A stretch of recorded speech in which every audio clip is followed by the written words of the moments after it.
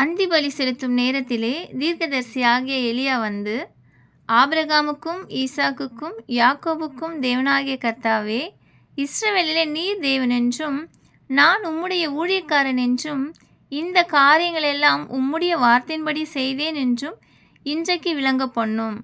நீர் தேவனாகிய கர்த்தர் என்றும் தேவரீர் தங்கள் இருதயத்தை மறுபடியும் திருப்பினீர் என்றும் இந்த ஜனங்கள் அறியும்படிக்கு என்னை கேட்டருளும் என்றான்.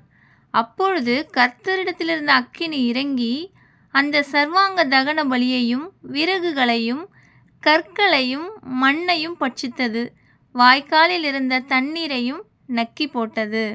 ஆமென். நீங்களும் தேவனிடத்தில் உங்களுடைய இருதயத்தை அவரிடத்திலே ஊற்றி உங்களுடைய தேவைகளை அவரிடம் சொல்லி என்னை கேட்டருளும் என்று விசுவாசத்தோடு ஜெபிக்கும்போது கர்த்தர் உங்கள் வேண்டுதல்களை கேட்டருளி உங்களுக்கு பிரசன்னத்தை அருளுவார். ஆமென்.